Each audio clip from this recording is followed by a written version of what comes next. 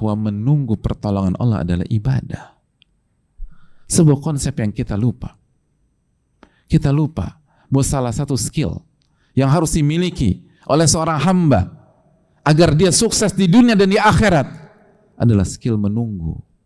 Ini yang seringkali nggak pernah kita pelajari dari kecil sampai besar.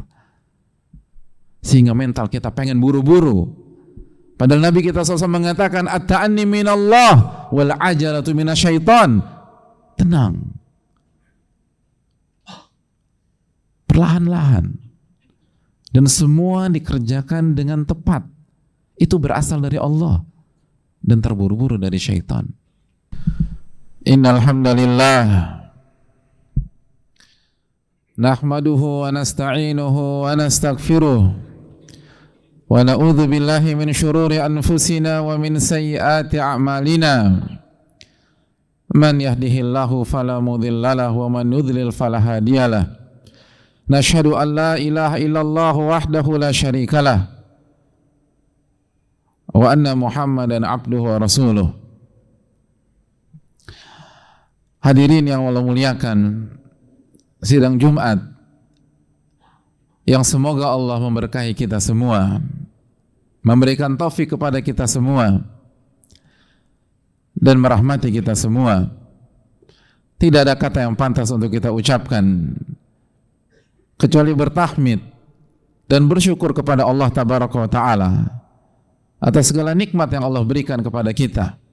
Nikmat waktu, nikmat rasa aman, nikmat hidayah, nikmat taufik, sehingga detik ini kita masih bisa mendekat kepada Rabbul Alamin. Kita bisa beribadah kepada Allah Tabaraka wa Ta'ala. Nikmat mengerjakan salat Jumat yang dikatakan oleh Allah Subhanahu wa taala, ya ayyuhalladzina amanu, wahai orang-orang yang beriman, idza nudiya lis-salati min yaumil jumu'ati fas'au ila dzikrillah. Apabila azan di hari Jumat di waktu zuhur telah dikumandangkan, fas'au ila dzikrillah, maka bersegeralah mengingat Allah Tabaraka wa taala. Bersegeralah menghadiri salat Jumat di salah satu rumah-rumah Allah Subhanahu wa taala. Wa dzarul bai', dan tinggalkanlah jual beli. Tinggalkanlah aktivitas kalian. Tinggalkanlah urusan dunia-dunia kalian yang diwakilkan di dalam ayat ini dengan transaksi jual beli. Tinggalkan itu semua. Kenapa demikian, hadirin muliakan? Sebesar apapun transaksinya, sebesar apapun nilainya, dzalikum khairul lakum in kuntum ta'lamun. Allah mengatakan, karena salat Jumat Anda itu lebih baik, lebih tinggi derajatnya, lebih besar keberkahannya daripada seluruh aktivitas dunia kalian di jam dan waktu yang sama kecuali udzur syar'i. Jika kalian mengerti ganjaran dan keutamaannya di sisi Allah Subhanahu wa taala. Ini lebih baik daripada dunia yang kita kumpulkan selama ini. Oleh karena itu bersyukurlah kepada Allah. Namun ma'asyiral muslimin, sebagaimana Allah katakan, walakinna aktsaran nasi la ya'lamun. Tapi banyak manusia tidak mengerti tentang keutamaan ibadah, tidak mengerti tentang apa yang dipersiapkan oleh Allah Subhanahu wa taala dan apa yang dijanjikan oleh Allah Subhanahu wa taala kepada hamba-hambanya. Maka itulah pentingnya belajar dan pentingnya kembali kepada Al-Quran dan Sunnah Rasulullah SAW. Maka marilah kita bersyukur kepada Allah yang telah memberikan taufik kepada kita sehingga detik-detik ini kita bisa isi dengan ibadah yang lebih baik daripada seluruh transaksi dunia, semewah apapun, semahal apapun, dan seprestis apapun. Sebagaimana hadirin Allah muliakan, marilah kita bertakwa kepada Allah Subhanahu wa taala. Ittaqullaha haqqa tuqatih. Bertakwalah kepada Allah Subhanahu wa taala dengan sebenar-benarnya ketakwaan. Haqqa tuqatih. Ketakwaan yang memacu kita untuk benar-benar maksimal kembali kepada Allah Subhanahu wa taala. Ketakwaan yang kata Allah firmankan, fattaqullaha mastata'tum. Bertakwalah kepada Allah semampu kalian, semaksimal kalian. Ya ayyuhalladzina amanu taqullaha haqqa tuqatih wa la tamutunna illa wa antum muslimun. Dan janganlah kalian wafat kecuali dalam kondisi husnul khatimah. Janganlah kalian wafat kecuali dalam kondisi muslim. Janganlah kalian wafat kecuali dalam kondisi iman. Lalu bagaimana sedangkan kita tidak tahu akhir dari kehidupan kita? Kaidah mengatakan man 'asha 'ala syai' mata 'alaih. Barang siapa yang hidup dengan pola tertentu, maka Allah akan wafatkan dia sesuai dengan pola kehidupannya. Maka pastikanlah hadirin sekalian, pola kita dalam hidup adalah pola orang-orang beriman. Pola kita dalam hidup adalah ibadah kepada Allah Subhanahu wa taala. Pola kita dalam hidup adalah mentauhidkan Allah Subhanahu wa taala. Pola kita dalam hidup adalah mengikuti sunnah Rasulullah sallallahu alaihi wasallam. Pola kita dalam hidup adalah amal soleh. Maka kita akan diwafatkan di atas pola tersebut sebagaimana keterangan para ulama kita. Hadirin yang Allah muliakan, sebagaimana salawat beriring salam semoga senantiasa tercurah kepada Rasulullah alaihi salatu wassalam beserta para keluarga, para sahabat, dan orang-orang yang istiqomah berjalan di bawah naungan sunnah beliau sampai hari kiamat kelak. Ma'asyiral muslimin yang Allah muliakan, salah seorang sahabat Rasulullah sallallahu alaihi wasallam yang dikenal, beliau terkenal dengan angle yang unik hadirin sekalian.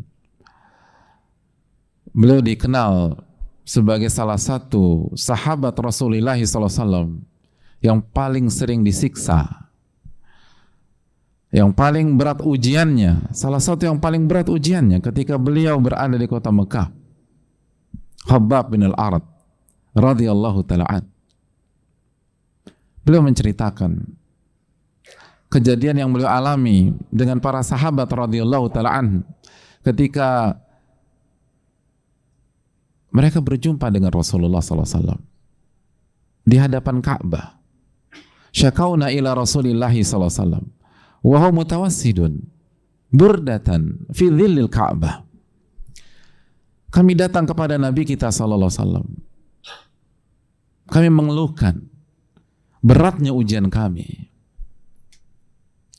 Kami mengeluhkan beratnya cobaan yang kami alami dalam kehidupan kami.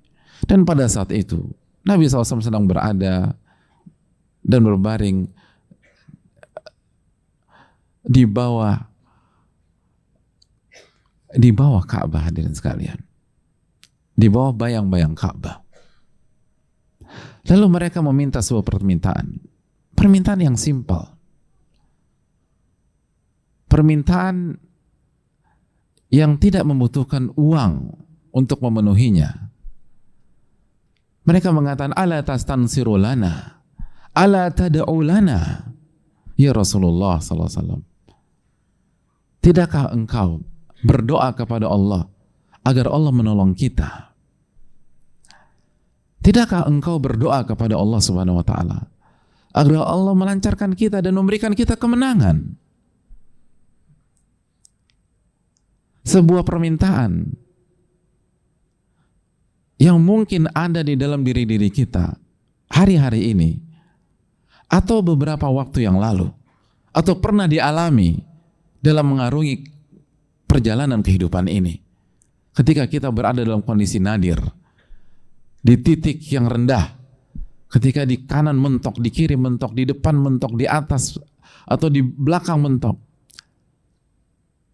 lalu kita berharap kapan Allah tolong kita. Atau mungkin kita pergi ke seorang ustadz atau ke orang soleh dan minta didoakan oleh beliau, ala tastansiru lana, ala tad'u lana, tidakkah engkau mendoakan kami, memintakan pertolongan agar Allah tolong kami? Hadirin Allah muliakan, setiap kita punya masalah dan kita merasa ujian kita ujian yang sangat berat, sebagaimana umat secara global sedang diuji oleh Allah Subhanahu wa taala. Dan seringkali kita bertanya-tanya kapan pertolongan Allah Tabaraka wa taala kepada diri kita, kepada keluarga kita, atau kepada umat secara umum. Maka hendaknya dia renungkan apa yang Nabi kita SAW sampaikan dalam hadis riwayat Imam Bukhari ini. Apa kata Nabi SAW? Apakah Nabi SAW mengatakan, ya saya akan doakan kalian, tenang saja, pulang ke rumah, tidur dan mimpi indah, dan begitu bangun semua akan dilancarkan oleh Allah Subhanahu wa taala? Apakah itu jawaban beliau? Ternyata beliau tidak mengatakan demikian. Walaupun jelas beliau adalah manusia yang paling sayang kepada umat. Walaupun jelas tanpa diminta pun Nabi SAW senantiasa mendoakan umatnya. Tapi dalam hadis ini Nabi SAW ingin mengedukasi sebuah poin besar, sebuah prinsip yang harus diyakini oleh seorang hamba. Nabi kita SAW mengatakan, "Man kana min qablikum," sesungguhnya sebelum kalian, dari umat-umat sebelum kalian, di masa lalu, yu'khudhu rajul, ada seorang hamba yang ditangkap oleh musuh Allah Subhanahu wa taala. Fayughfaru lahu fil ard. Lalu dibuatkan lubang untuk dirinya, lalu dimasukkan orang tersebut ke dalam lubang tersebut. Lalu didatangkan gergaji. Fayudha ala ra'sihi. Lalu gergaji itu ditaruh persis di atas kepala orang tersebut. Lalu mulailah gergaji itu digerakkan. Mulai dari kepala, ubun-ubun.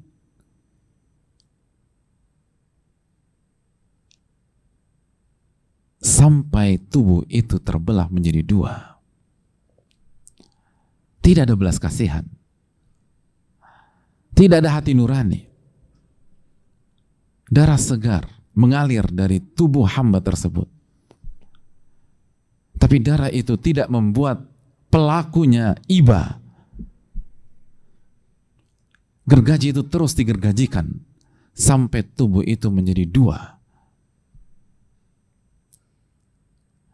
Lalu Nabi SAW melanjutkan, dan ada hamba disisir bi'amsyatil hadid, dengan sisir yang terbuat dari besi, sehingga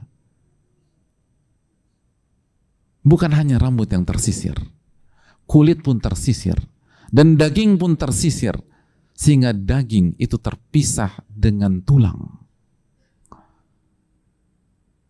Lihat bagaimana sisir di rumah kita, atau mungkin di antara kita yang membawa sisir di kantungnya. Dan bayangkan sisir itu terbuat dari besi yang sangat tajam. Dan apabila sisir itu digunakan, bukan hanya rambut kita yang tersisir, tapi kulit kepala kita ikut tersisir. Dan daging itu terpisah dengan tulangnya. Lalu apa kata Nabi SAW? "Fama yasuddu dzalika min dinihi." Dan seluruh hal-hal yang mereka alami tidak membuat mereka berpaling dari agamanya, tidak membuat mereka meragukan Allah Tabaraka wa Ta'ala, tidak membuat mereka kehilangan optimisme kepada Allah Subhanahu wa Ta'ala, tidak menuruni keyakinan dan iman mereka kepada Allah Subhanahu wa Ta'ala, tidak mengurangi optimisme mereka kepada Allah Subhanahu wa Ta'ala, tidak mengurangi keyakinan mereka kepada Allah Subhanahu wa Ta'ala, tidak mengguncang iman mereka kepada Allah Subhanahu wa Ta'ala. Lalu Nabi SAW melanjutkan, "Fawallahi, demi Allah, laitimanna hadzal amru." Semua akan disempurnakan oleh Allah Tabaraka wa Ta'ala. Semua akan dipersempurnakan. Semua akan diberikan pada waktunya. Semua akan dimudahkan. Lalu Nabi SAW memberikan contoh sampai yasirur rakibu min San'a ila Hadramaut ma yakhafu illallah wadh-dhi'ba ala ghanamih. Sehingga nanti ada seseorang berjalan dari daerah yang bernama San'a ke daerah yang bernama Hadramaut, dan tidak ada yang dikhawatirkan kecuali Allah Subhanahu wa Ta'ala. Ia tidak takut kepada siapapun karena aman, karena semua dipermudah oleh Allah Tabaraka, semua dimakmurkan oleh Allah Subhanahu wa Ta'ala. Yang dia takutkan hanya Allah Tabaraka, penciptanya, dan serigala untuk domba-domba gembalaannya. Lalu Nabi SAW menutup kalimat atau menutup sabda ini dengan kalimat yang harus kita renungkan. Walakinnakum tasta'jilun. Tapi kalian terburu-buru, wahai umatku. Kalian terburu-buru. Hadirin, kalimat yang hendaknya kita renungkan pada saat kita punya masalah, pada saat kita sedang diuji oleh Allah, pada saat kita punya masalah dengan rumah tangga kita, dengan keluarga kita, dengan finansial kita, dengan bisnis kita. Lalu kita berharap Allah segera tolong kita pada hari ini, pada siang ini, atau pada pekan ini. Pertanyaannya, sudahkah kita tunaikan hak Allah Subhanahu wa taala? Pertanyaannya, sudah berapa lama kita menanti dan menunggu? Lihat bagaimana perjuangan Rasulullah SAW. 13 tahun di bawah penindasan orang-orang kafir Quraisy, tanpa ada keluhan, tanpa ada ucapan yang menunjukkan pesimisme. Bahkan ketika para sahabat beliau meminta beliau, bukan beliau tidak peduli dengan sahabatnya. Azizun alaihi ma'anittum harisun alaikum bil mu'minina raufur rahim. Kalau umatnya sedih dan umatnya kena bencana, Nabi sedih, hadirin. Azizun alaihi ma'anittum. Dalam surat At-Taubah ayat 128, Allah menjelaskan bagaimana perasaan Rasulullah SAW. Kalau ada yang sedih, ada yang kena musibah, ada yang tersakiti dari umatnya, itu sampai ke hati Rasulullah SAW. Harisun alaikum. Rasulullah adalah manusia sallallahu alaihi wasallam yang paling semangat memberikan kebaikan untuk kita di dunia dan di akhirat. Bil mu'minina raufur rahim, dan sangat penyantun dan penyayang kepada orang-orang beriman. Tapi Nabi SAW ingin menjelaskan tentang sebuah konsep bahwa menunggu pertolongan Allah adalah ibadah. Sebuah konsep yang kita lupa. Kita lupa bahwa salah satu skill yang harus dimiliki oleh seorang hamba agar dia sukses di dunia dan di akhirat adalah skill menunggu. Ini yang seringkali nggak pernah kita pelajari dari kecil sampai besar, sehingga mental kita pengen buru-buru. Padahal Nabi kita SAW mengatakan at-ta'anni minallah wal ajalatu minasyaitan. Tenang, perlahan-lahan, dan semua dikerjakan dengan tepat. Itu berasal dari Allah dan terburu-buru dari syaitan. Hadirin, walakinnakum tasta'jilun. Kalau sebagian sahabat di kota Mekah yang disiksanya nggak karu-karuan saja, ketika bertanya seperti itu, Nabi SAW langsung mengatakan, kalian tuh terburu-buru. Lalu bagaimana dengan ujian-ujian kita yang seringkali tidak seujung kuku dari ujian-ujian Bilal bin Rabah? Siapa di antara kita ujian rumah tangganya, ujian keluarganya, ujian bisnisnya, ujian finansialnya setengah dari ujiannya Bilal bin Rabah atau Khabbab bin Arat? Kita nggak mengatakan sama, setengah. Siapa di antara kita yang pernah dilecehkan sebagaimana Bilal dilecehkan? Siapa di antara kita yang pernah ditaruh batu besar di atas tubuhnya sebagaimana Bilal pernah mengalami itu? Hadirin Allah muliakan, ini yang perlu kita camkan bersama-sama. Jangan pernah suudzon dengan Allah. Jangan pernah lelah dan letih berharap kepada Allah. Jangan pernah buruk sangka kepada Allah. Karena buruk sangka hanya hanya akan membuat masalah lebih parah. Bukankah Allah berfirman dalam surat Al-Fatah ayat 6, wa yu'adzibal munafiqin wal munafiqat wal musyrikin wal musyrikat adh-dhannina billahi dhanna saw. Dan Allah akan mengazab orang-orang munafik, baik laki-laki maupun wanita, orang-orang musyrik, baik laki-laki maupun wanita. Kenapa Allah azab?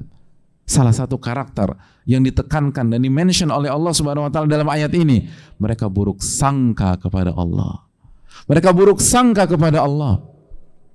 Mereka buruk sangka kepada Allah. Allah mengajarkan kita optimisme. Allah mengajarkan kita baik sangka. Ud'ullah wa antum muqinuna bil ijabah. Doa kepada Allah dalam kondisi kalian yakin diijabah oleh Allah Subhanahu wa taala. Jangan buruk sangka dengan Allah. Kapan dikabulkan? Kok belum dikabulkan? Itu buruk sangka, dan buruk sangka hanya mengundang azab. Wa yu'adzibal munafiqin wal munafiqat wal musyrikin wal musyrikat adh-dhannina billahi dhanna saw. Allah akan azab orang-orang munafik dan orang-orang musyrik, baik laki-laki maupun wanita. Hadirin, yang mereka buruk sangka kepada Allah. Ini menunjukkan buruk sangka kepada Allah itu hanya dimiliki oleh orang munafik atau oleh orang musyrik. Alaihim dairatus sau, dan mereka akan kena dengan keburukan demi keburukan. Wa ghadiballahu alaihim, dan Allah akan murka kepada mereka. Wa la'anahum, dan Allah akan laknat mereka.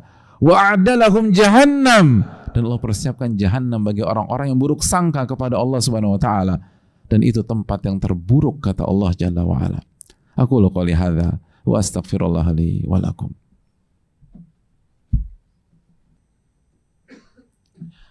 Alhamdulillah hamdan katsiran thayyiban mubarakan fihi kama yuhibbu rabbuna wa yardah. Wassalatu wassalamu ala nabiyyina Muhammadin wa ala alihi wa sahbihi ajma'in. Hadirin Allah muliakan. Oleh karena itu, seberat apapun ujian kita, jangan buruk sangka kepada Allah. Seberat apapun masalah kita, jangan terburu-buru, sabar.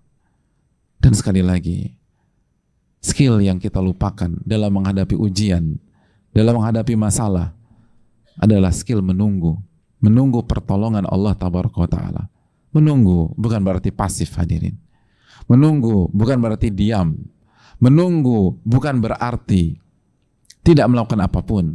Menunggu berarti bertakwa dan menolong agama Allah dengan penuh keyakinan Allah pasti akan menolong kita di saat yang Allah tahu dan nilai adalah saat terbaik datangnya pertolongan.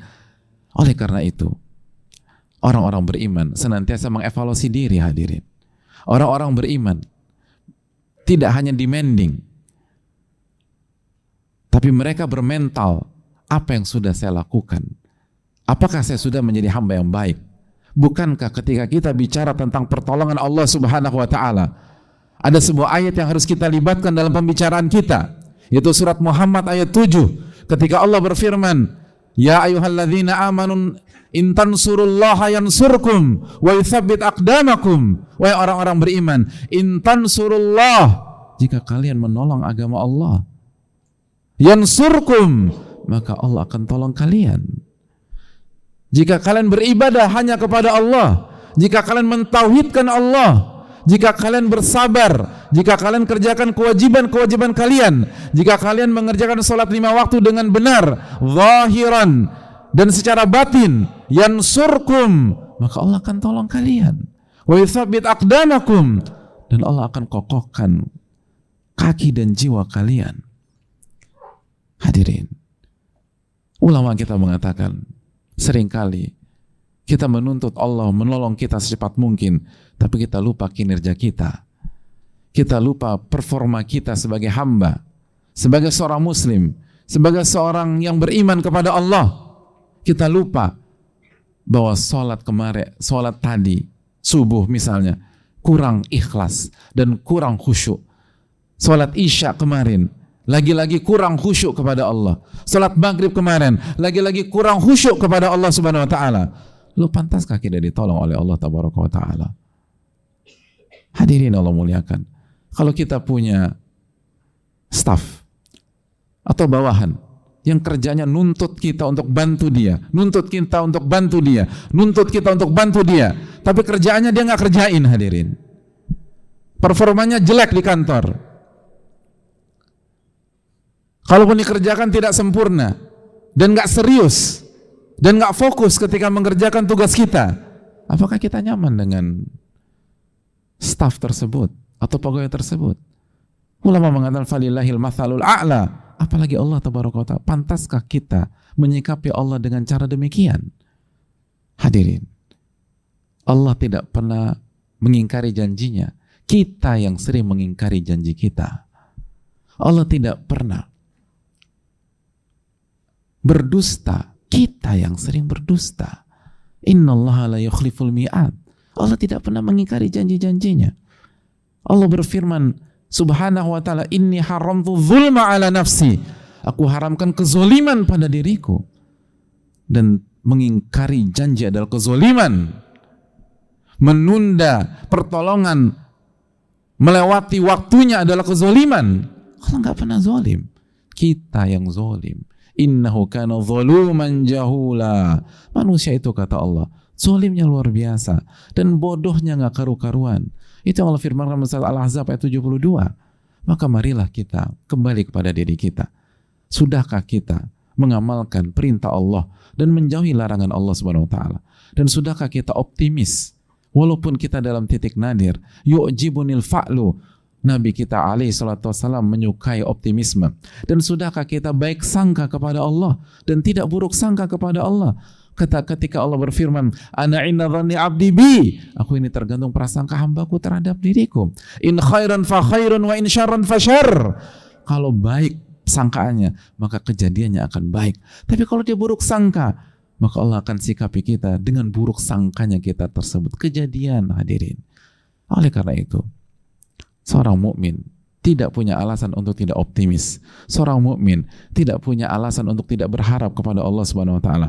Seorang mukmin tidak punya alasan untuk tidak berbaik sangka kepada Allah Subhanahu wa taala. Ud'uni astajib lakum, minta kepadaku, aku akan kabulkan. Dalam surat Ghafir ayat 60, ud'ullah wa antum muqinuna bil ijabah. Itu yang disabdakan Nabi SAW dalam hadis Tirmidzi. Mintalah kepada Allah dalam kondisi Anda yakin diijabah kepada Allah Subhanahu wa taala, lalu berjuang, kerjakan perintah dan jauhi larangan. In tansurullah yansurkum, tolonglah agama Allah, pasti Allah akan tolong kalian. Lalu nikmati masa penantian dalam menunggu pertolongan Allah Subhanahu wa taala. Bersabarlah. Bersabarlah. Inna nasra ma'as sabar. Pertolongan dan kemenangan selalu bersama kesabaran dan rasa setia menunggu pertolongan-pertolongan itu datang. Bukankah di dalam kondisi genting Nabi SAW sabar menunggu pada saat beliau berada di dalam gua Thawr? Apa kata beliau? La tahzan innallaha ma'ana. Enggak usah sedih wahai Abu Bakar, Allah bersama kita. Bukankah Nabi Musa tetap yakin kepada Allah di kondisi genting ketika belakang Fir'aun dan depan adalah lautan? Beliau mengatakan, qala kala inna ma'i rabbi sayahdin. Rabbku tidak akan melakukan keburukan, ia bersama denganku dan ia akan memberikan hidayah kepada diriku. Semoga Allah SWT memberikan pertolongan kepada kita semua, kepada umat dimanapun berada, khususnya yang terzalimi di Palestina dan yang lain-lain. Dan semoga Allah SWT memberikan taufik kepada kita untuk terus optimis dan untuk selalu berharap kepada Allah Subhanahu wa taala. Innallaha wa malaikatahu yusholluna 'alan nabi ya ayyuhalladzina amanu shallu 'alaihi wa sallimu taslima. Allahumma shalli 'ala Muhammad wa 'ala ali Muhammad kama shallaita 'ala Ibrahim wa 'ala ali Ibrahim innaka Hamidum Majid. Allahumma barik 'ala Muhammad wa 'ala ali Muhammad kama barakta 'ala Ibrahim wa 'ala ali Ibrahim innaka Hamidum Majid.